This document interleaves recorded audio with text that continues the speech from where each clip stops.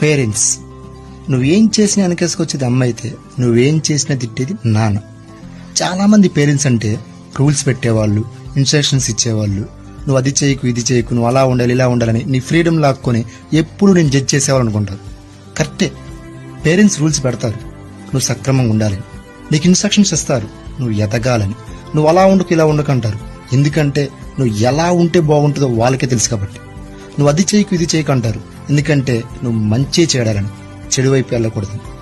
ఈ ప్రపంచంలో నిన్నుగా ఏ స్వార్థం లేకుండా నువ్వు బాగుంటే చాలు, మీ సంతోషంగా ఉండని కోరుకునే ఒకే ఒక్క రిలేషన్ పేరెంట్స్.